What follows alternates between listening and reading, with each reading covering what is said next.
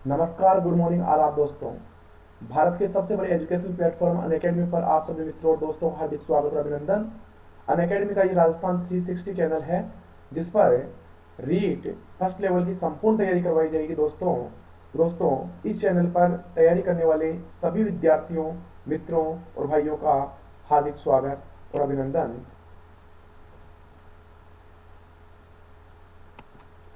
दोस्तों बात करते हैं कि रीट की तैयारी किस प्रकार से की जाएगी, क्या है क्या नहीं है, आप इसी के ऊपर हम डिस्कस करेंगे और एक शानदार टॉपिक पढ़ेंगे। Crack RPSC with India's largest learning platform Unacademy जो आज भारत का सबसे बड़ा एजुकेशन प्लेटफॉर्म है, उस पर सभी मित्रों और दोस्तों का हार्दिक स्वागत और अभिनंदन। दोस्तों इस चैनल के ऊपर टॉप एजुकेटर्स के द्वारा रिकॉर्डेड क्लासेज और लाइव क्लासेज सबका आप भरपूर आनंद ले सकते हो अनअकैडमी के साथ ज्वाइन होकर। इसको डाउनलोड करना बहुत ही आसान है। आप गूगल प्ले स्टोर पर जाओ और वहां पर जाकर आप अनअकैडमी लर्निंग ऐप डाउनलोड करो और पढ़ाई का मजा लो। अपने जो एग्जाम है उसको क्रैक कर सकते हो।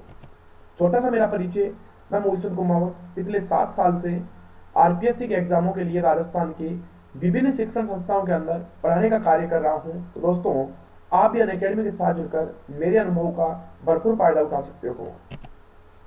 दोस्तों अगर आप अनअकैडमी का सब्सक्रिप्शन लेते हो तो आपको मिलेगी डेली लाइव क्लासेस, वो भी टॉप एजुकेटर्स के साथ, जिसमें आप घर बैठे लाइव डिस्कस कर सकते हो, प्रॉब्लम सॉल्यूशन कर सकते हो, क्वेश्चन आंसर कर सकते हो। दोस्तों इसके साथ ही आपको मिलेगा स्ट्रक्चर्ड कोर्सेज, जिसमें बात होगी according to syllabus, exam point of view.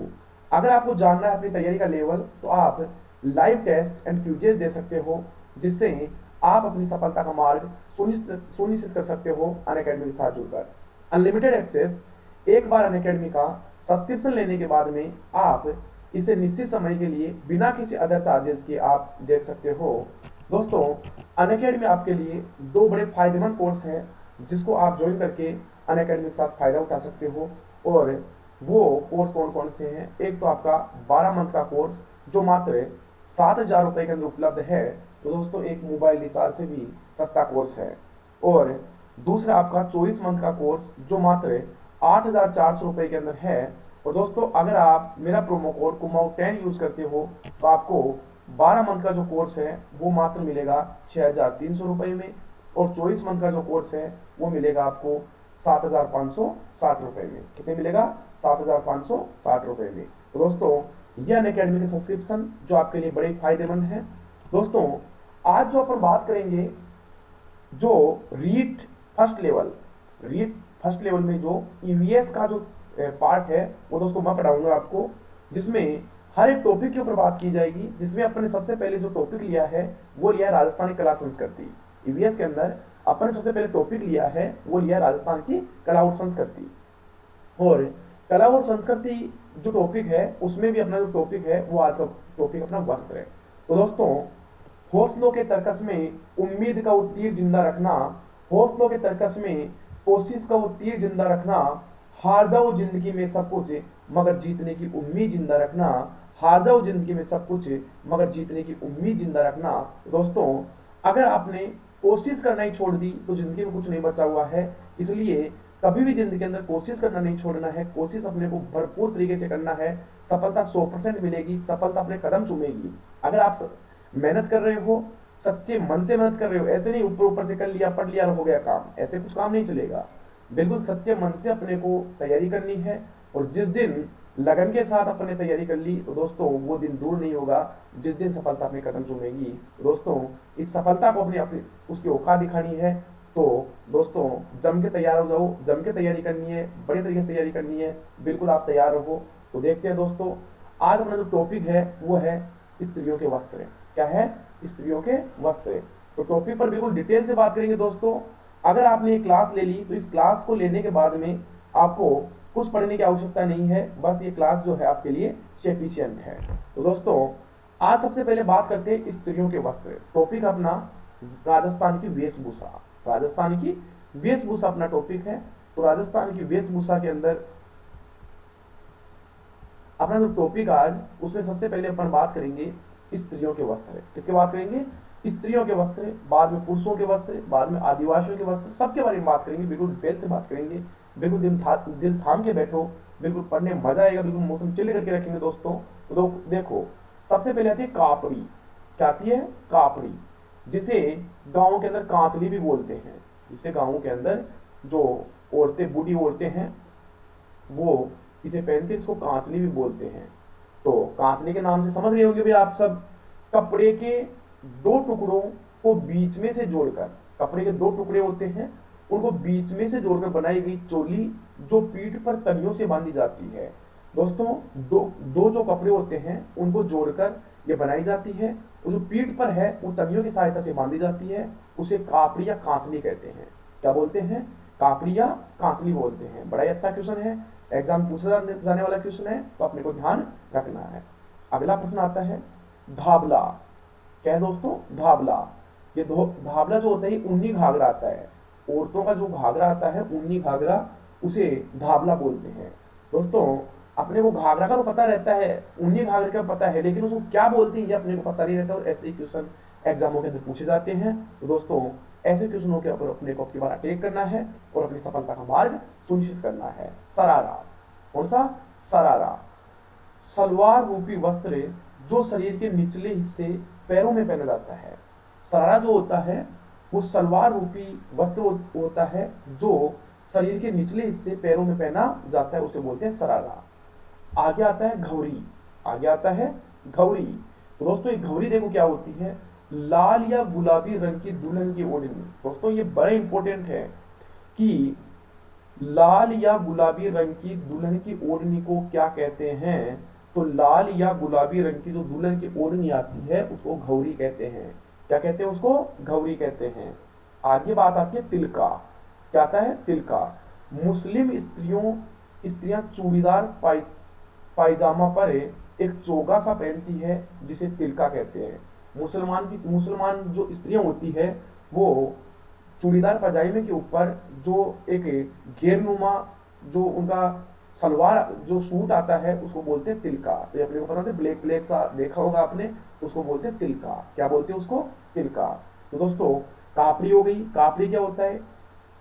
कपड़े के दो टुकड़ों को बीच में से जोड़कर जो पीठ पर तलियों की सहायता से बांधी जाती है, तो उसे कापड़ी कहते हैं। धाबला, ये ऊनी घाघरा आता है। सरारा, दोस्तों, ये सलवार रूपी वस्त्र जो शरीर के निचले हिस्से में पैरों में पहना जाता है, उस सरारा को कहते हैं। घौरी, लाल या गुलाबी रंग की दुल्हन की ओढ़नी होती है घौरी। तिलका, मुस्लिम स्त्रियां चूड़ीदार पायजामा पर एक चोगा सा पहनती है, जिसे तिलका कहते हैं। तो आई होप दोस्तों ये समझ में आया होगा आपको, बिल्कुल बढ़िया तरीके से समझ में आएगा।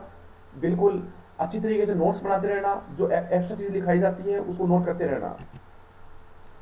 आदिवासी स्त्रियों के वस्त्र। तो दोस्तों, सबसे अधिक जो क्वेश्चन पूछे जाते हैं एग्जाम के अंदर, वो इन आदिवासी स्त्रियों के वस्त्रों में से पूछे जाते हैं। तो बिल्कुल अपने को एक एक वस्त्र के बारे में बिल्कुल डिटेल से बात करनी है। सबसे पहले आता है कच्छावू। क्या आता है? कच्छावू। तो यह कच्छावू भील महिलाओं का घाघरा। जो भील जाति की जो महिलाएं होती है, उनका जो घाघरा होता है, घाघरा क्या होता है? शरीर के निचले हिस्से पर पहने जाने वाला जो वस्त्र होता है, उसे घाघरा कहते हैं। तो भील महिलाओं का जो घाघरा होता है, उसे ही कछाऊ कहते हैं। उसे क्या कहते हैं? कछाऊ कहते हैं। अगला आता है फालू। अगला आता है फालू। भील स्त्रियों का लाल या काले रंग का कपड़ा, जिसमें संपूर्ण छाती ढक जाती है। फालू दोस्तों क्या होता है? भील स्त्रियों का लाल या काले रंग का कपड़ा, जिससे संपूर्ण छाती ढक जाती है।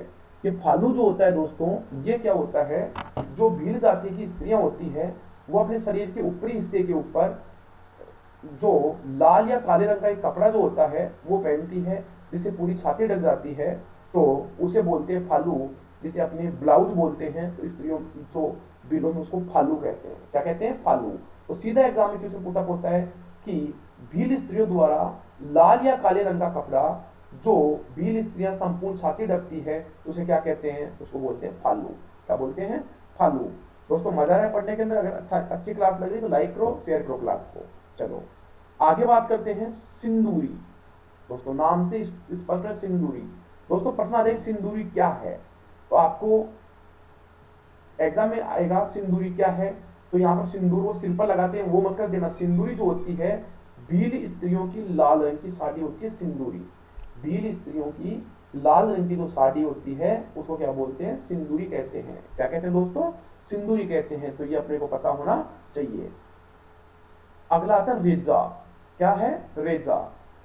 सहरिया विवाहित महिलाओं का वस्त्र। जो सहरिया जाति की जो विवाहित महिलाएं होती है उनका जो वस्त्र होता है उसको रेजा कहते हैं। रेजा। ठीक है। तो दोस्तों समझ में आएगा, रेजा सहरिया जाति, रेजा का याद रखना, सहरिया जाति। सहरिया जाति की जो विवाहित महिलाएं आती है उनका जो वस्त्र आता है उसको रेजा कहते हैं। जल्दी से आप बताओ, कमेंट्स बॉक्स में कमेंट्स करो, सहरिया जनजाति सबसे अधिक कहां पर निवास करती है? सहरिया जाति सबसे अधिक कहां पर निवास करती है? तो सहरिया जाति सबसे अधिक 12 जिले में। कहां पर? 12 जिले में। 12 जिले की किशनगंज,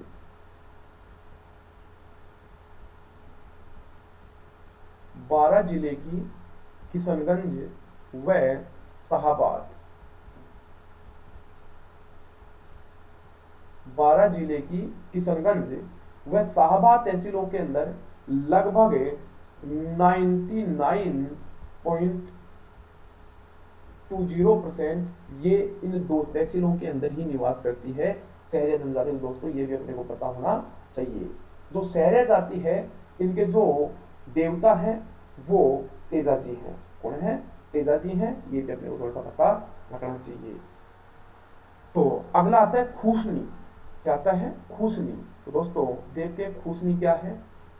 कंजर महिलाओं द्वारा नृत्य करते समय पहने जाने वाला चुस्त पायजामा। जो कंजर जाति की जो महिलाएं आती है उनके द्वारा शरीर के निचले हिस्से पर जो पहने जाने वाला जो वस्त्र होता है उसको क्या बोलते हैं? उसको बोलते हैं खूसनी। क्या बोलते हैं? खूसनी। दोस्तों आपको कमेंट्स बॉक्स में आंसर देना है कि कंजर जाति की महिलाएं जो है या कंजर जाति सबसे अधिक कहां पर निवास करती है? कंजर जाति जो है वो सबसे अधिक कहां पर निवास करती है और कंजर जाति के द्वारा कौन सा नृत्य किया जाता है? तो कंजर जाति के द्वारा चक्री नृत्य किया जाता है। कौन सा नृत्य? चक्री नृत्य इनके द्वारा किया जाता है। ये भी आपको पता होना चाहिए। बड़ा ही अच्छा टॉपिक है, बड़ा ही शानदार टॉपिक है। बिल्कुल मजे से पढ़ते रहो। आगे देखते हैं कटकी। दोस्तों कटकी का आपको पता होगा, अविवाहित लड़कियों की ओढ़नी जो होती है उसको कटकी बोलते हैं। अविवाहित जो लड़कियां होती है वो जो सिर के ऊपर जो ओढ़नी ओढ़ती है उसको कटकी कहते हैं। क्या कहते हैं? कटकी। कौन सी जाति में? आदिवासियों में। आदिवासियों में अविवाहित लड़कियों की जो ओढ़नी होती है उसको कटकी कहते हैं। क्या कहते हैं? कटकी कहते हैं। चलो आगे देखते हैं। केरी भात की ओढ़नी। कौन सी? केरी भात की ओढ़नी, चुन्नड़, जामसाई साड़ी। तो केरी भात की जो ओढ़नी होती है आदिवासी महिलाओं की ओढ़नी होती है, उसे चुन्नड़ या जामसाई साड़ी भी कहते हैं। तो दोस्तों प्रश्न आ जाए, केरी भात की ओढ़नी कौन सी जाति की महिलाओं के द्वारा? तो आदिवासियों के द्वारा ओढ़ी जाने वाली जो ओढ़नी होती है मुख्य रूप से भीलों के द्वारा, मुख्य रूप से भील जाति के द्वारा जो ओढ़ने की जो उनकी ओढ़नी होती है, जो कि सबसे लोकप्रिय जो ओढ़नी होती है वो होती है केरी भात की ओढ़नी। इसके बारे में अपने को पता होना चाहिए। तो केरी भात की ओढ़नी भी हो गई, चुन्नड़ भी हो गई, जामसाई साड़ी हो गई, जवार भात की ओढ़नी। अगली आती है जवार भात की ओढ़नी और तारा भात की ओढ़नी। दोस्तों ये तीनों ही जो ओढ़नियां हैं, ओढ़नियों के प्रकार है, केरी भात की ओढ़नी, जवार भात की ओढ़नी, तारा भात की ओढ़नी, ये आदिवासी महिलाओं के द्वारा ओढ़ी जाने वाली ओढ़नी है। नांदड़ा। नांदड़ा। ये नांदड़ा क्या होता है? आदिवासी स्त्रियों का जो प्राचीन वस्त्र होता है, आदिवासी जो स्त्रियां हैं उनका जो प्राचीन जो वस्त्र है उसे क्या बोलते हैं? नांदड़ा बोलते हैं। बिल्कुल समझ में आ रहा है? अच्छी तरीके से पढ़ते रहो दोस्तों।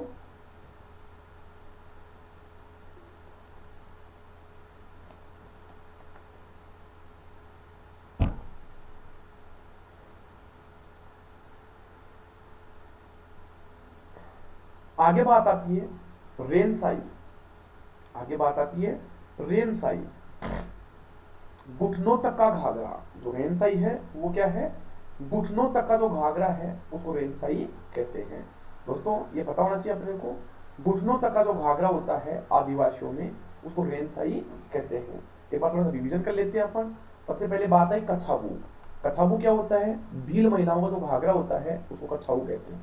भील महिलाओं का जो घाघरा होता है उसको कछाऊ कहते हैं। फालू, भील स्त्रियों का लाल या काले रंग का कपड़ा जो जिससे छाती ढकी जाती है उसको फालू कहते हैं। सिंदूरी, भील स्त्रियों की लाल रंग की साड़ी। सिंदूरी क्या होता है? भील स्त्रियों की जो लाल रंग की साड़ी आती है उसको बोलते हैं सिंदूरी। रेजा शहर या विवाहित महिलाओं का वस्त्र जो होता है। रेजा खूसनी कंजर महिलाओं द्वारा नृत्य करते समय पहने जाने वाला जो वस्त्र पायजामा होता है उसको खूसनी कहते हैं। कटकी आदिवासी जो अविवाहित लड़कियां होती है उस उनके द्वारा ओढ़ी जाने वाली जो ओढ़नी होती है उसको कटकी कहते हैं। केरी भात की ओढ़नी, चुन्नर, जामसई साड़ी और जवार भात की ओढ़नी, तारा भात की ओढ़नी, ये आदिवासी स्त्रियों के ओढ़नियों के प्रकार है। अगर प्रश्न आ जाए निम्न में से कौन सी आदिवासियों की ओढ़नी नहीं है या है, तो बिल्कुल इन्हीं में से केरी भात की ओढ़नी जो सबसे लोकप्रिय है आदिवासी महिलाओं को, वो है केरी भात की ओढ़नी, जवार भात की ओढ़नी, तारा भात की ओढ़नी, चुन्नर, जामसई साड़ी, ये आदिवासियों के ही वस्त्र है। नानरा आदिवासी स्त्रियों का जो प्राचीन वस्त्र है उसको बोलते हैं नानरा। क्या बोलते हैं? नानरा। आगे बात आती है रेनसई। तो घुटनों तक का जो घाघरा होता है, 80 कली को मन घाघरो मंगा दे, चुनरी मंगा दे मन तारा से चढ़ी।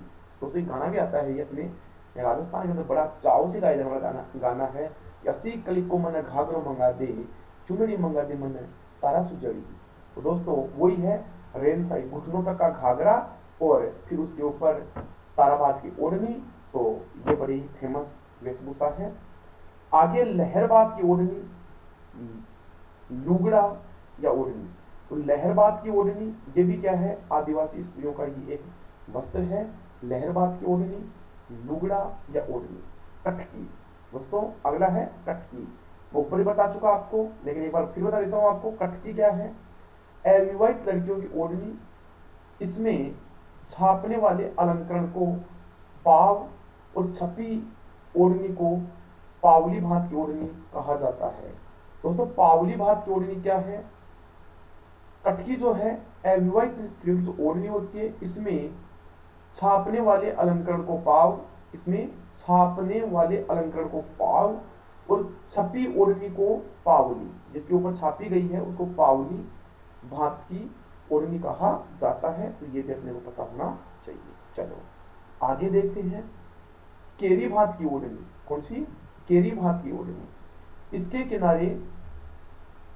किनारे एवं पल्लू पर केरी छपी हुई होती है। जो केरी होती है उसकी सी आकृति इस पर छपी हुई होती है, इसको केरी भात की ओढ़नी कहते हैं। कौन सी? केरी भात की ओढ़नी।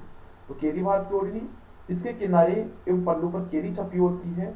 इसकी जमीन में जवार भात जैसी बिंदियां होती है, उसको बोलते हैं केरी भात की ओढ़नी। तो छापा होता है वो केरी का होता है। जमीन का मतलब होता है इसका जो पात होता है, जो प्लेन टुकड़ा होता है, उसमें जवार भात जैसी बिंदियां होती है। दोस्तों ये अपने को पता होना चाहिए। बड़ा मजा आ रहा है पढ़ने के अंदर, तो बड़ी मजे से पढ़ते रहो, मजा आएगा।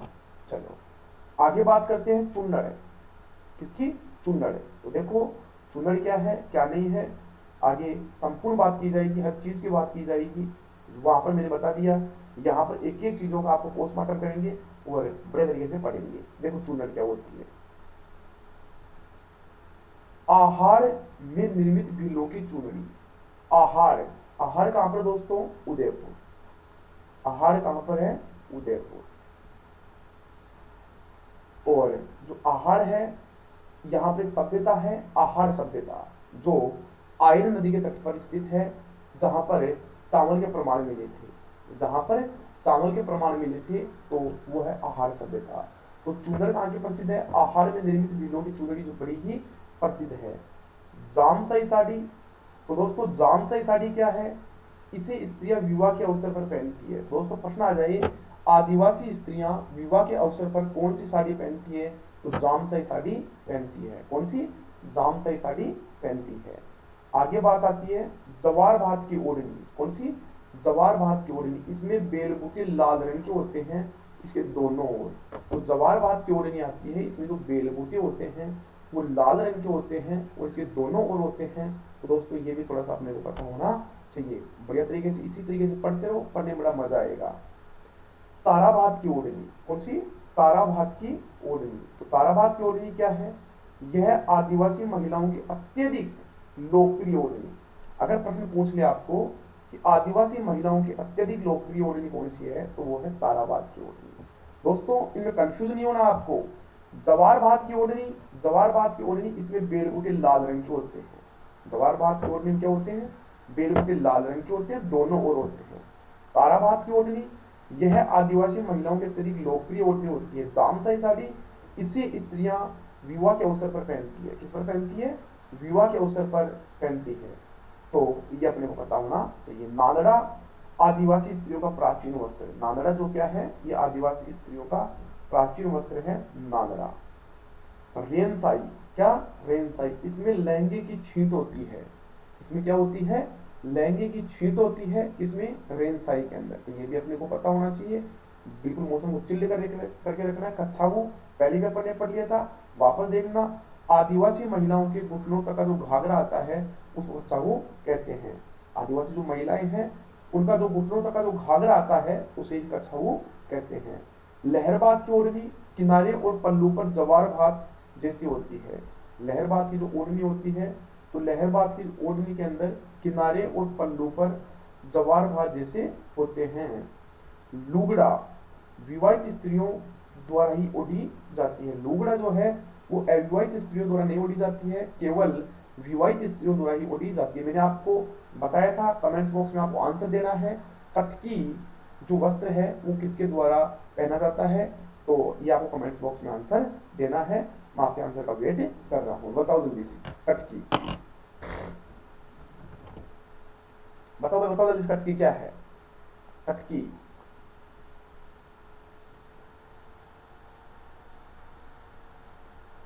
तो दोस्तों कटकी क्या है बता देता हूं आपको, बढ़िया है जो आपने बढ़िया तरीके से पढ़ रहे हो। कटकी आदिवासियों में अविवाहित महिलाओं के द्वारा पहने जाने वाला जो वस्त्र आता है उसको बोलते हैं कटकी। क्या बोलते हैं, कटकी। चलो ये तो थे दोस्तों स्त्रियों के वस्त्र। किसके थे, स्त्रियों के वस्त्र। अब अपन बात करेंगे पुरुषों के वस्त्रों की। किसकी बात करेंगे, पुरुषों के वस्त्रों की। हर एक चीज को बड़ी शिद्दत से पढ़ना है, ढंग से पढ़ना है, तभी आप क्वेश्चन सही कर सकते हो। तो स्त्रियों के वस्त्र अपन ने पढ़ लिए। अब अपन बात करेंगे पुरुषों के वस्त्रों की।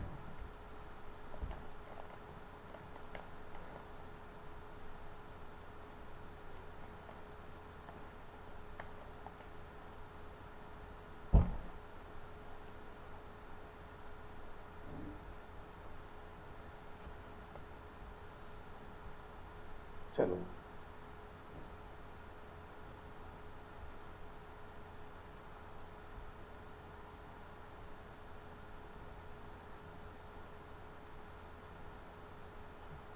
सबसे पहले आता है पगड़ी। क्या आते हैं, पगड़ी। तो पगड़ी क्या होती है, प्रतिष्ठा का प्रतीक होती है। पगड़ी क्या होती है, प्रतिष्ठा का प्रतीक होती है। दोस्तों अपने प्राचीन काल से ही जो बड़े बूढ़े लोग हैं वो आज भी अपने राजस्थान की जो कला संस्कृति है उसमें पगड़ी का बहुत महत्व है। कि अगर किसी व्यक्ति ने अगर अपनी पगड़ी उतारी किसी के पैरों में रख दी, मतलब उसने अपनी पूरी इज्जत उसके पैरों के अंदर रख दी। तो अपने राजस्थान के अंदर आन बान और शान जो होती है व्यक्तियों की वो होती है पगड़ी। और दोस्तों आज भी अगर किसी व्यक्ति की मृत्यु होती है तो उसके जो बड़े बेटे को जिम्मेदारी दी जाती है परिवार की, तो उसको पाग रस्म करवाई जाती है, पगड़ी की रस्म करवाई जाती है।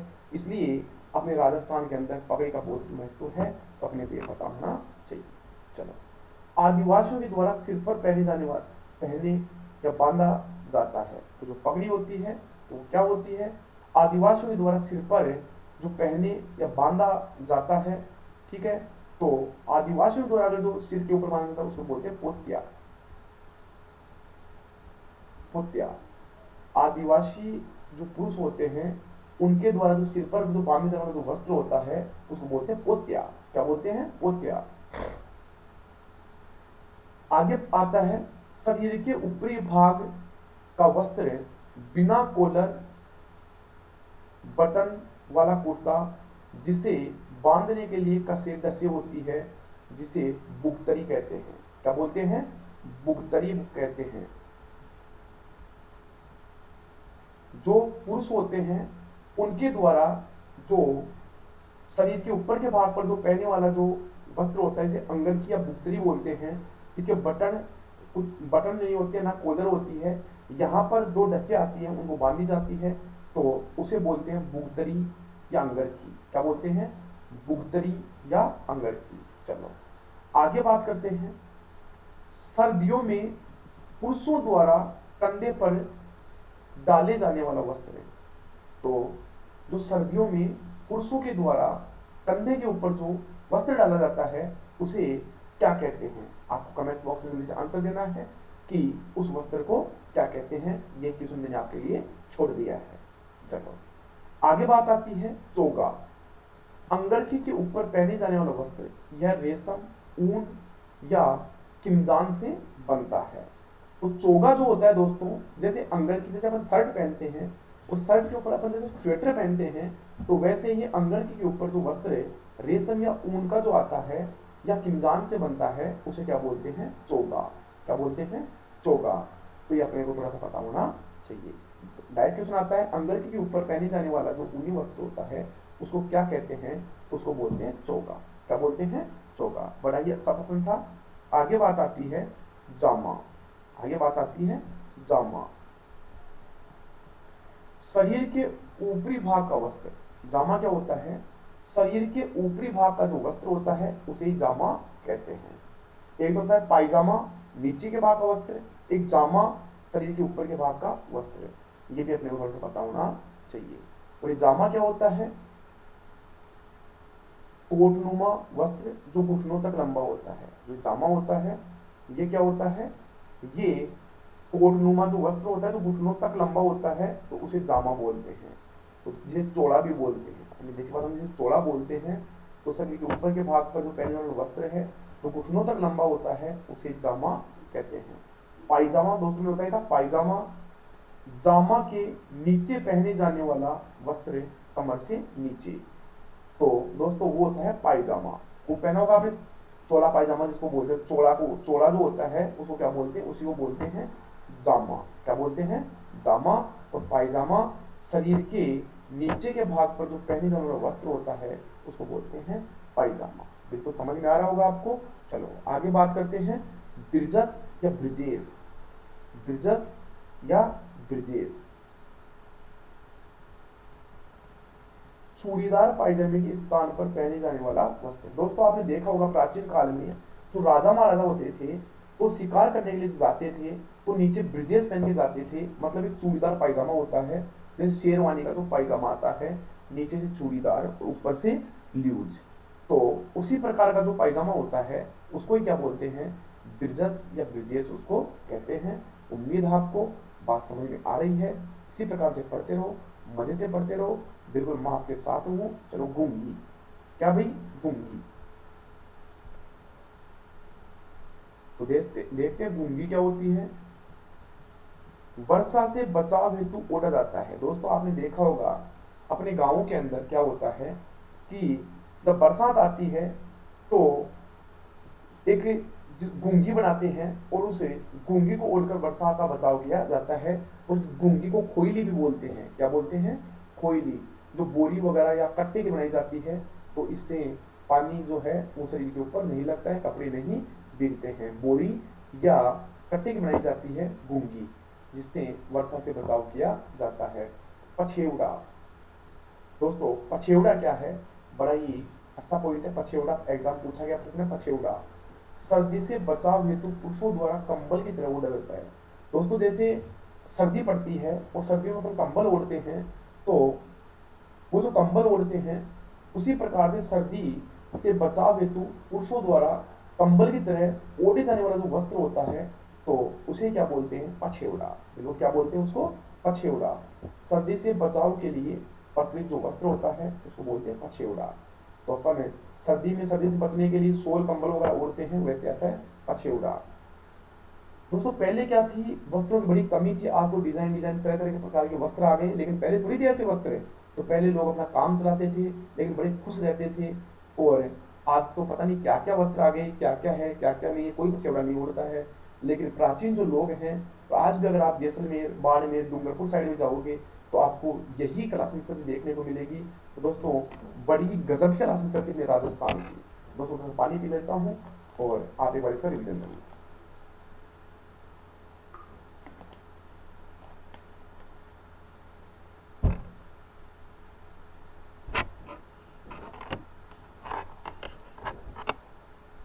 धन्यवाद दोस्तों। आगे बात करते हैं।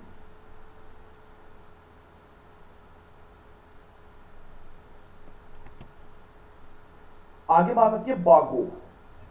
आगे जो वस्त्र आता है वो क्या आता है? बागो। तो बागो किसे कहते हैं? घेर वाली पुरुषों की जो पाग होती है, जो घेर वाली पुरुषों की जो पाग होती है, उसी को क्या बोलते हैं? बागो। पगड़ी पर बांधे जाने वाला वस्त्र। ये पगड़ी के ऊपर जो बागो क्या होता है? घेर वाली पुरुषों की जो पाग होती है, जिसको पगड़ी के ऊपर बांधा जाता है, जिसे सर्दी नहीं लगती है। आगे आती है पागपेच। पगड़ी पर धारण करने वाला विशेष आभूषण जो पगड़ी होती है, उस पगड़ी पर यहाँ पर जो कलंगी से लगाई जाती है उसको पागपेच कहते हैं। ये भी अपने को पता होना चाहिए। आगे बात आती है कमरबंद। क्या आता है? कमरबंद। जामा या अंगरखी के ऊपर, कहां पर? जामा या अंगरखी के ऊपर कमर पे बांधे जाने वाला जो वस्त्र होता है, जिसमें तलवार या कटार घुसी जाती है, उसको कमरबंद कहते हैं। प्राचीन काल में जो राजा महाराजा होते थे तो वो तलवार रखते थे तो कमर के ऊपर एक बेल्ट सा लगाते थे, उसमें जिसमें तलवार रखी जाती थी उसको कमरबंद कहते हैं। आत्म सुख, देखो नाम ही क्या है? आत्म सुख। आत्मा ही किसमें आ गई? सुख में आ गई। सर्दी में ऊपर से नीचे तक पहने जाने वाला वस्त्र, जो वस्त्र जो शरीर में ऊपर से लेकर नीचे तक जो फौजी पहनते हैं, तो ऐसे जो वस्त्र आते हैं उसको बोलते हैं आत्म सुख, जिसमें आत्मा को ही सुख की प्राप्ति हो जाती है। तो दोस्तों, आपको क्लास कैसी लग रही है? अच्छी लग रही है तो क्लास को लाइक करो, शेयर करो, बिल्कुल मौसम चिल्ड करके रख दो। कंटेंट में 1% भी कमी नहीं है। अगर राजस्थानी कला संस्कृति में तो वस्त्र से अगर प्रश्न पूछा गया है तो दोस्तों गारंटी के साथ कहता हूं, लिख के देता हूं, इसके बार क्वेश्चन नहीं जाएगा। बस आपको एक ही बात कह रखी है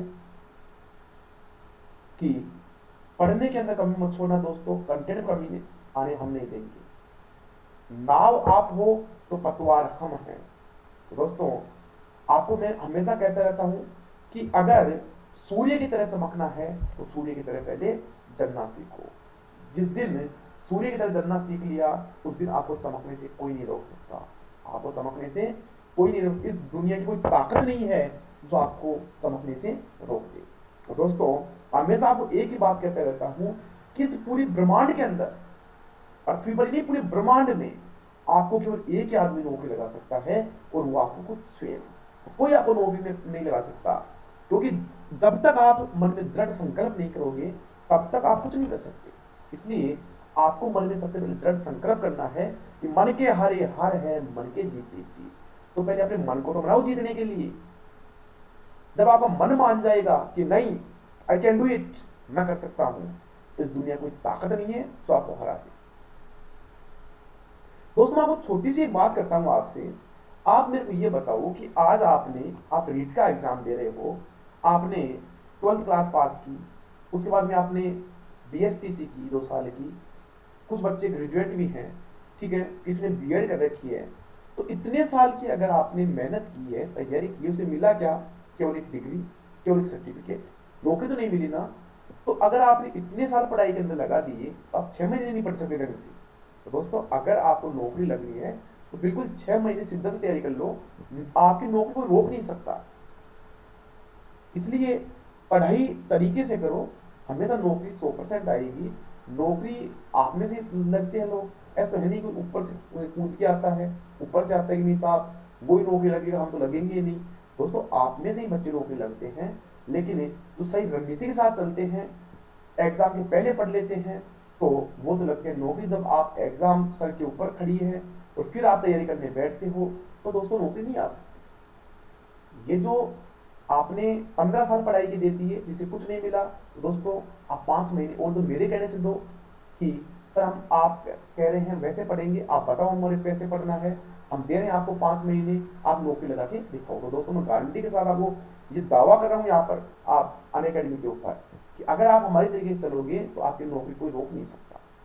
तो बिल्कुल बढ़िया तरीके से तैयारी करते हो। जो ये क्लास है ये रीट की क्लास नहीं है। REET first level, second level, Patwar, आपके राजस्थान पुलिस, आपके ग्राम सचिव, आरएस प्रीलिम्स, सभी के लिए महत्वपूर्ण क्लास है। बच्चे क्या सोचते हैं सर, ये तो रिट के लिए हमारे लिए थोड़ी है, ये दोस्तों सबके लिए ही है। बिल्कुल आप पढ़ते रहो, बिल्कुल कल्याण हो जाएगा आपका, कोई दिक्कत नहीं आने दूंगा। और शाम की क्लास में एमसीक्यू कराऊंगा, देखते पेपर कहां से आता है। बिल्कुल पेपर 100% पास होगा, मेरा दावा है ये। चलो आगे देखते हैं आदिवासियों के वस्त्र। आदिवासियों के वस्त्र, तो दोस्तों पहला आता है देपाटा। ये दोस्तों थोड़ा सा मिसप्रिंट है, देफा था, इसको बोलते हैं देफाटा। भीलों की जो तंग धोती आती है उसको बोलते हैं देपाटा। तो दोस्तों ये अपने को पता होना चाहिए कि आदिवासियों के अंदर जो वस्त्र हैं उनके थोड़े से नाम चेंज है, ये अपने को पता होना चाहिए। तो देपाटा क्या होता है, भीलों की जो तंग धोती आती है उसको क्या बोलते हैं, देपाटा उसको बोलते हैं। पोथ्या, तो दोस्तों पोथ्या है ये, इधर लिख देता हूं।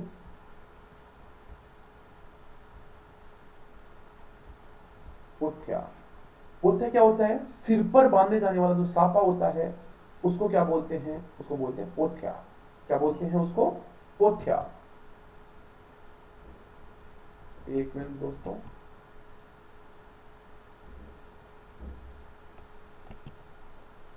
आगे बात आती है तो पुरुषों के वस्त्र अपन पढ़ रहे हैं। पुरुषों के वस्त्र के अंदर अपने आती है पगड़ी, पाग, पेचा, बागा या साफा। एक ही नाम है, पगड़ी भी बोल सकते हो, पाग भी बोल सकते हो, पेचा भी बोल सकते हो, बागा भी बोल सकते हो, साफा भी बोल सकते हो। प्रतिष्ठा का सूचक, दोस्तों मैंने शुरू में बताया था आपको कि पगड़ी जो होती है वो इस राजस्थान में प्रतिष्ठा का सूचक मानी जाती है, तो ये अपने को पता होना चाहिए। तो पगड़ी, पाग, पेचा, बागा या साफा प्रतिष्ठा का सूचक है। लड़ाई में जाते समय केसरिया पगड़ी पहनी जाती है, और उदयपुर के अंदर जो चपटी पगड़ी है वो प्रसिद्ध है। मारवाड़ की जो छज्जेदार पगड़ी प्रसिद्ध है, छज्जेदार या खिड़कीदार। और जयपुर की खूंटेदार पगड़ी प्रसिद्ध है। सीधा डायरेक्ट एग्जाम प्रश्न बनता है कि कहाँ की कौन सी पगड़ी प्रसिद्ध है, तो उदयपुर की चपटी, मारवाड़ की छज्जेदार या खिड़कीदार, जयपुर की खूंटेदार। तो दोस्तों ये अपने को पता होनी चाहिए। अगला आता है अंगरखी। दोस्तों पहले मैं आपको बता चुका हूं कि पुरुषों द्वारा शरीर के ऊपर के भाग पर जो पहने जाने वाला जो वस्त्र आता है, जिसे अंगरखी को क्या बोलते हैं, बुगतरी बोलते हैं, जिसे डसों की सहायता से बांधी जाती है उसे बोलते हैं अंगरखी या बुगतरी। ये अपने को पता होना चाहिए। अचकन, अंगरखी का ये उत्तर रूप है, अंगरखी का एक प्रकार है क्या, अचकन। अगर प्रश्न आ जाए अचकन, तो अचकन अंगरखी का एक प्रकार है। धोती आप जानते हो दोस्तों, शरीर के नीचे के भाग पर जो पहने जाने वाला वस्त्र आता है उसी को बोलते हैं धोती। चुग्गा या चोगा मैं आपको बता चुका हूं, अंगरखी के ऊपर जो पहने जाने वाला वस्त्र होता है उसको चुग्गा या चोगा कहते हैं। जैसे हम स्वेटर पहनते हैं या कोट पहनते हैं शर्ट के ऊपर, उसी प्रकार से अंगरखी के ऊपर चुग्गा या चोगा पहना जाता है। आगे आता है जामा, आगे आता है जामा। तो जामा क्या है, शरीर के ऊपरी भाग में पहने जाने वाला वस्त्र। शरीर के ऊपरी भाग में जो पहने जाने वाला वस्त्र है उसी को बोलते हैं जामा। इसमें ऊपर चोली होती है और नीचे घेर जो घुटनों तक आता है। जामा क्या होता है दोस्तों, देखो चुग्गा या चोगा तो क्या होता है अंगर के ऊपर पहना जाता है, जबकि जामा क्या होता है शरीर के ऊपरी भाग में पहने जाने वाला वस्त्र। इसमें ऊपर चोली होती है और नीचे घेर जिसे चोड़ा बोलते हैं तो होता है जामा। तो दोस्तों समझ में आ रहा होगा आपको अच्छी तरीके से, इसी तरीके से अपने को करना है। चलो पायजामा, दोस्तों मैंने बताया था आपको कि जामा, इस जामा के नीचे जो है वो पायजामा पहना जाता है। तो शरीर के नीचे के भाग पर पहने जाने वाला वस्त्र होता है उसको ही पायजामा कहते हैं। चलो आगे बात करते हैं ब्रिजस या ब्रिजेस। में पहले बता चुका हूं आपको, एक चूड़ीदार पायजामा होता है जो प्राचीन काल में राजा महाराजा शिकार करने के लिए जाते थे तो ये वस्त्र पहनते थे। तो ये भी बड़ा इंपॉर्टेंट है, ऊपर एग्जाम प्रश्न पूछा गया है।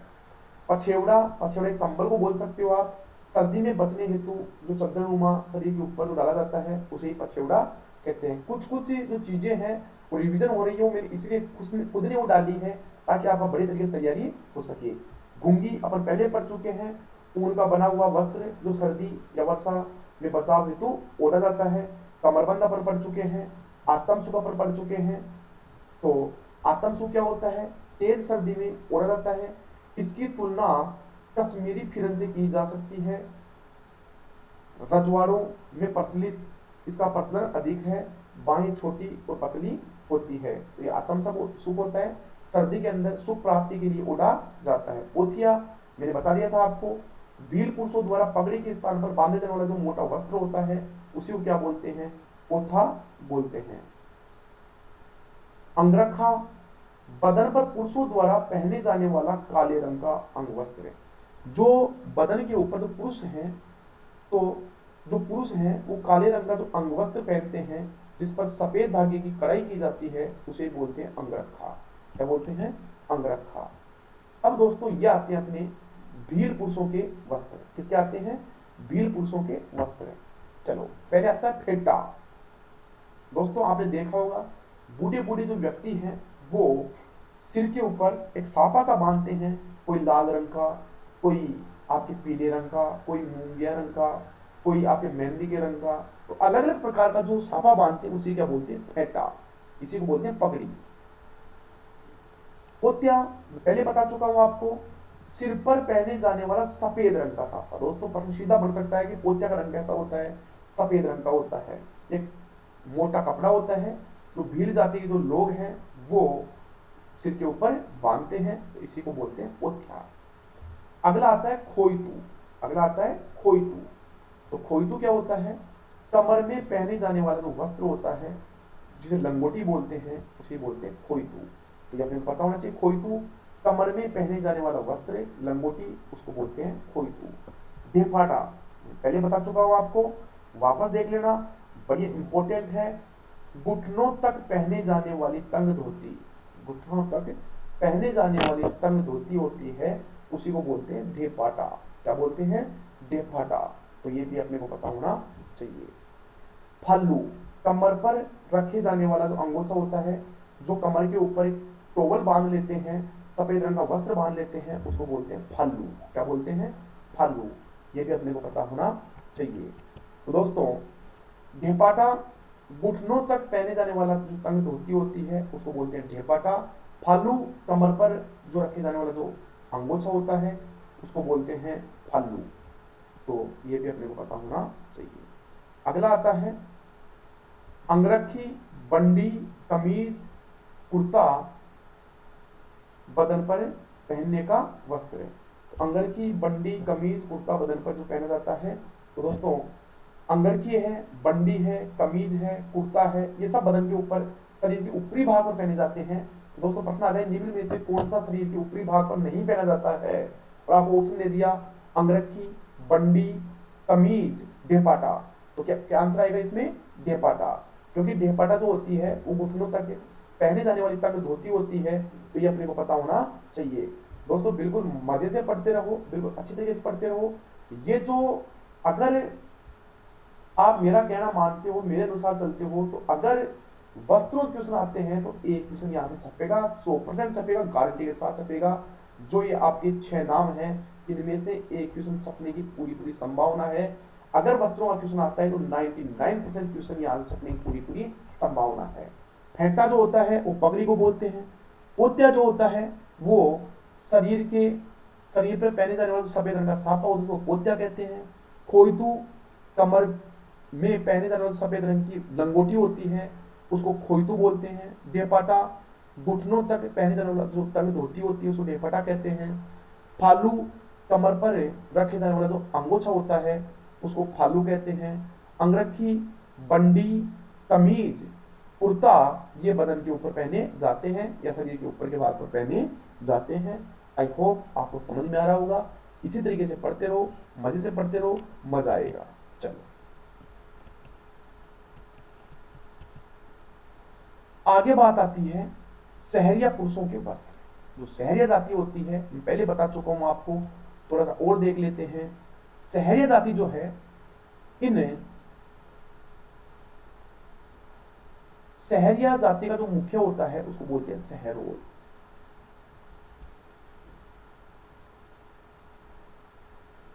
सहरिया जाति का जो मुखिया होता है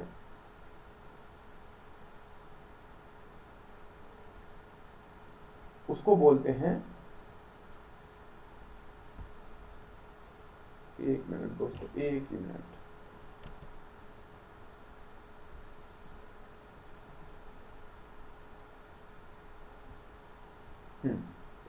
सहरिया जाति का जो मुखिया होता है उसको बोलते हैं सहरोल। सहरोल। इनकी जो बस्ती होती है उसको बोलते हैं सहराना। बस्ती जो होती है उसको बोलते हैं सहराना। और दोस्तों, मैंने लेट्स क्रैक चैनल के ऊपर अनअकैडमी पर ही आपकी ये पूरी क्लासें पढ़ा रखी है जनजातियों की। जनजातियों की मैंने 2 पार्टों में जनजातियां करवाई है, बड़ी डिटेल से करवाई है, तो आप वहां पर भी जाकर बिल्कुल तरीके से पढ़ सकते हो। ये जो मैं सिलेबस करवा रहा हूँ ये अकॉर्डिंग टू रीड करवा रहा हूँ आपको, कि रीड में जो जो टॉपिक है वो करवा रहा हूँ, वहां पर पूरी डिटेल से पटवारी अनुसार मैंने पढ़ाया था। चलो बात करते हैं सहरिया जो पुरुष हैं। तो जो सहरिया पुरुष हैं, तो ये सहरिया जो पुरुष हैं इनके जो घर हैं उनको बोलते हैं सहरोल। जो इनकी बस्ती है उसको बोलते हैं सहराना। इनके जो गुरु हैं वो है वाल्मीकि। इनके जो गुरु है वो है वाल्मीकि। इनका जो मेला लगता है वो लगता है सीताबाड़ी 12। सीताबाड़ी 12 के अंदर इनका मेला लगता है, ये भी अपने को पता होना चाहिए। और एक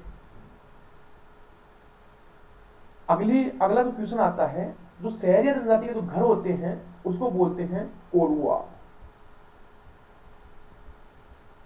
कोरुआ या टोपा। इनके जो देवता है वह तेजज। इनकी जो माता है वह कोडिया माता। दोस्तों लिखते रहना, बड़ी इंपॉर्टेंट है। ये माता है कोडिया माता। कौन सी माता? कोडिया माता। तो ये चीजें अपने को पता होनी चाहिए।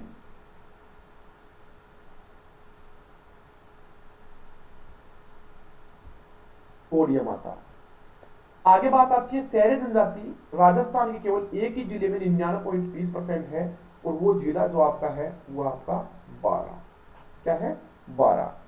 तो इस 12 जिले के अंदर ही ये सहरिया जनजाति सबसे अधिक देखने को मिलती है। उसकी भी 2 ही तहसीलें हैं, एक है किशनगंज और एक है शाहबाद। कौन सी? एक किशनगंज और दूसरी है शाहबाद। उम्मीद है आपको दोस्तों क्लास पसंद आ रही होगी, समझ में आ रहा होगा बिल्कुल। अब देखते हैं इनके वस्त्र। जो सहरिया जनजाति का जो पुरुषों का वस्त्र है उसको बोलते हैं सलूका। क्या बोलते हैं? सलूका। और सलूका मतलब अंगरखी। अंगरखी मैं बता ही चुका हूं आपको कि शरीर के ऊपर के भाग पर जो बिना कॉलर या बटन का जो वस्त्र आता है जिसको डसों की सहायता से बांधा जाता है, तो उसी को बोलते हैं अंगरखी। तो सहरिया जनजाति में इस वस्त्र को बोलते हैं सलूका। तो दोस्तों प्रश्न आ जाए कि सहरिया जनजाति के द्वारा शरीर के ऊपर के भाग पर जो पहने जाने वाला जो वस्त्र होता है जो डसों की सहायता से बांधा जाता है उसको क्या बोलते हैं? सलूका। क्या बोलते हैं? सलूका। पंछा। अगला दोस्तों आता है पंछा। कि पंछा क्या होता है? घुटनों तक ऊंची धोती। जो घुटनों तक की जो ऊंची धोती होती है उसको बोलते हैं पंछा। क्या बोलते हैं? पंछा। खपटा। खपटा इस जाति का जो साफा बना जाता है उसको क्या बोलते हैं? खपटा बोलते हैं। क्या बोलते हैं दोस्तों? खपटा बोलते हैं। उम्मीद है सहरिया जनजाति भी आपको समझ में आई होगी। जनजातियों की तो जो मैंने आपको पूरी पढ़ा रखा है वहां पर जाके आप पूरी डिटेल पढ़ सकते हो। दोस्तों देखते हैं आगे और इंपॉर्टेंट क्वेश्चन। गरासिया पुरुषों की वेशभूषा। किसकी? गरासिया पुरुषों की वेशभूषा। तो इसके बारे में बात कर लेते हैं। सबसे पहले बात करते हैं गरासिया जनजाति। गरासिया जनजाति जो है सबसे अधिक ये माउंट आबू सिरोही में देखने को मिलती है। कहां पर मिलती है? माउंट आबू सिरोही में देखने को मिलती है। दोस्तों प्रश्न आ जाए कि पहरावना, तानना, मोरबांदी या विवाह कौन सी जाति में प्रचलित है? तो ये जो विवाह है ये गरासिया जाति में प्रचलित है। कौन सी जाति में प्रचलित है? ये गरासिया जाति में ही प्रचलित विवाह के प्रकार है। गरासिया जनजाति जो है वो सबसे अधिक माउंट आबू सिरोही में देखने को मिलती है। और यहाँ पर ये जो इनका विवाह है, ये अपने जीवन साथी जो है, यहाँ पर नक्की झील के में यहाँ पर एक मेला लगता है और नक्की झील के मेले में ये अपने जीवन साथी चुनते हैं। दोस्तों नक्की झील आ गई है, तो नक्की झील के बारे में आपको 2-4 लाइन बता ही देता हूँ। नक्की झील राजस्थान की एक तो ये ज्वालामुखी से निर्मित झील है, इसलिए क्रेटर झील की श्रेणी में आती है। कौन सी झील की श्रेणी में आती है? क्रेटर झील की श्रेणी में आती है। और ये भी कहा जाता है कि इस जो ये झील है इसकी खुदाई देवताओं ने अपने नाखूनों से किया था। इस झील की खुदाई देवताओं ने अपने नाखूनों से किया था, यह भी इस झील के बारे में कहा जाता है। दोस्तों ये राजस्थान की सबसे ऊंची और सबसे गहरी झील है, राजस्थान की मात्र झील जो सर्दियों में जम जाती है, ये भी नक्की झील के बारे में ही है। और जो नक्की झील है इसके उत्तर दिशा में 2 पहाड़ी पुल हैं, जिनकी आकृति, एक की आकृति तो है नंदरोक और टोडरोक। नंदरोक देखने पर ऐसा प्रतीत होता है कि जैसे कोई नारी घूंघटा लिए हुए खड़ी हो, ऐसा प्रतीत होता है। और टोडरोक कि जैसे कोई मेंढक हो, कोई मेंढक बैठा हुआ हो, ऐसी पहाड़ियां यहाँ पर प्रतीत होती है। तो दोस्तों ये थोड़ा सा मैंने नक्की झील के बारे में बताया। और यहाँ पर जो पर्यटन स्थल है माउंट आबू में, वो आपके सुसाइड पॉइंट, हनीमून पॉइंट, तो ये क्या है, यहाँ पर पर्यटन स्थल है। तो कभी मौका मिले जरूर देख के आना। दोस्तों गरासिया जनजाति के बारे में आपको बता रहा था कि ये जो गरासिया जनजाति है ये सबसे अधिक आपकी माउंट आबू सिरोही में देखने को मिलती है।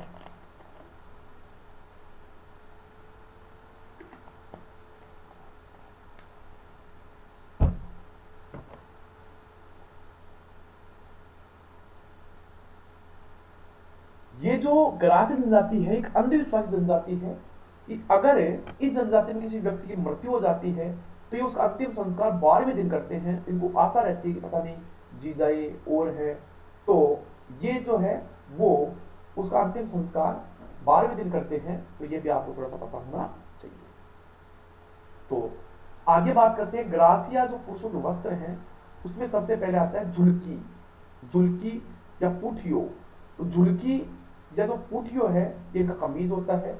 जैसे भीलों के अंदर जो होता है वो अंगन की होती है, और जो सहरिया जनजाति के अंदर है वो शहरी जनजाति के अंदर उसको सलूका बोलते हैं।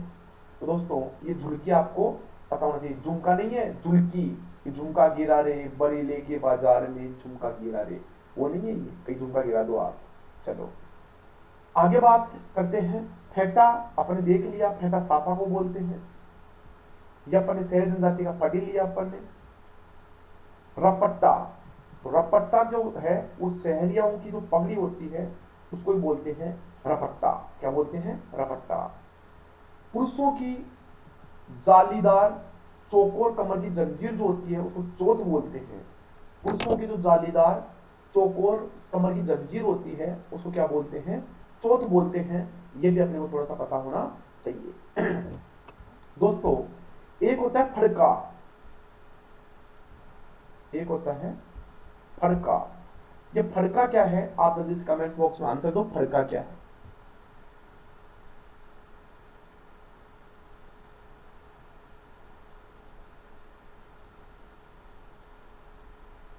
जो फड़का है ये कथोड़ी जाति जो आती है उस कथोड़ी जाति के अंदर जो महिलाएं हैं वो मराठी अंदाज के अंदर जो साड़ी बांधती है उसको क्या बोलते हैं? फड़का बोलते हैं। तो ये भी अपने को पता होना चाहिए। तो दोस्तों ये आज अपन ने जो क्लास देखी ये अपनी बेहतरीन क्लास थी। इस क्लास के अंदर अपन ने जो वेशभूषा है उन वेशभूषाओं की बात की है। दोस्तों पर्सनल एग्जाम में ये नहीं आएगा कोट पैंट है जींस है, क्योंकि जोधपुरी कोट ये पता होना चाहिए आपको, जोधपुरी कोट एक राष्ट्रीय पोशाक है और ये आपकी जोधपुर की प्रसिद्ध है। लेकिन एग्जाम में प्रश्न आपके जींस पैंट टी शर्ट, ठीक है, साड़ी ये नहीं आती। एग्जाम में प्रश्न ये आदिवासियों की वेशभूषाओं के प्रश्न एग्जाम में आते हैं। और दोस्तों फिर मैं आपको बता देता हूं कि 99% जो क्वेश्चन आने का चांस है वो यहां से है। एक तो भील पुरुषों के वस्त्र और दूसरी आपके जो स्त्रियों के वस्त्र थे वहां से क्वेश्चन आने की पूरी पूरी संभावना रहती है। तो दोस्तों ये आपको फेटा, पोत्या, खोइतू, डेपाटा, फालू, अंगर की, इनको बिल्कुल लिख लेना। इंपॉर्टेंट लगा लेना, कुछ भी करना, इनको याद करके ही जाना है दोस्तों। फिर कह रहा हूं मैं कि यहां से क्वेश्चन आएगा ही आएगा, 100% क्वेश्चन आएगा। और एक जो क्वेश्चन आने का चांस होता है, वो जो क्वेश्चन आने का चांस होता है वो है दोस्तों, बता देता हूं मैं आपको, यहां से आदिवासी स्त्रियों के वस्त्र, जिसमें कछाऊ है, भील स्त्रियों का घाघरा, फाल्लू जो है, सिंदूरी, वेजा, खूसनी, कटकी, केरी भात की ओढ़नी, जामसाई साड़ी, जवार भात की ओढ़नी, तारा भात की ओढ़नी, नांदड़ा, रेनसाई, लहर भात की ओढ़नी, कटकी। तो दोस्तों एक है यहाँ से प्रश्न आने की पूरी पूरी संभावना। तो दोस्तों जो मैंने आपको इंपॉर्टेंट लास्ट में बताया है, इनको बिल्कुल आपको याद करके ही जाना है। चाहे आप इनके नाम याद करके जाना, लेकिन छोड़ के मत ले जाना, क्योंकि क्वेश्चन 100% आएगा। मैं पूरे कॉन्फिडेंस के साथ ये बता रहा हूँ, मैं जो अनुभव है उसके अनुसार आपको बता रहा हूँ कि यहाँ से क्वेश्चन 100% आएगा। दोस्तों आज की अपनी ये क्लास थी, आपको कैसी लगी क्लास, पसंद आई? दोस्तों क्लास को शेयर करो, लाइक करो, चैनल को सब्सक्राइब करो। और दोस्तों इसी प्रकार आप बने रहो, बढ़िया तरीके से क्लास लेते रहो। मैं आपको फिर कह रहा हूँ, सफलता दूर नहीं होगी। आप अगर बने रहोगे तो आपको बिल्कुल कहीं पे भटकने की आवश्यकता नहीं है। एक बार विश्वास करके देखो, आप विश्वास तोड़ेंगे नहीं। जो हमने बीड़ा उठाया है आपके रीड के एग्जाम का, आपके रीड के सिलेबस का, जो मैंने जो टॉपिक लिए हैं, ईवीएस का जो आपका पार्ट लिया है, पूरा कराऊंगा दोस्तों। बिल्कुल आप जुड़े रहो बढ़िया तरीके से। पहले अपन क्लास संस्कृत करेंगे, फिर ज्योग्राफी का पार्ट देखेंगे, उसके बाद में भारतीय संविधान जो आपके सिलेबस में है उसका पार्ट देखेंगे, उसके बाद में जो छोटा मोटा बच गया वो अपन एक साथ देखेंगे। तो इसी प्रकार से बने रहो, बढ़िया तरीके से तैयारी करते रहो। आज के लिए दोस्तों इतना ही, फिर मिलेंगे अगली क्लास में। शाम को दोस्तों अपनी एमसीक्यू क्लास होती है, वही रीड की, क्योंकि दोस्तों सफल वही होता है जो एमसीक्यू हल करता है। अगर आप एमसीक्यू हल नहीं करोगे तो दोस्तों जो अपन ने उद्देश्य लिया है वो उद्देश्य प्राप्त नहीं होगा, क्योंकि छोटी सी कमी है, वो कमी अपना सिलेक्शन रोक सकती है। तो अपने को कमी नहीं रखनी है, फुल तैयारी करनी है, बड़े तरीके से तैयारी करनी है, तभी अपना सिलेक्शन हो सकता है। आज के लिए इतना ही दोस्तों, फिर मिलेंगे, तब तक के लिए जय हिंद, जय भारत।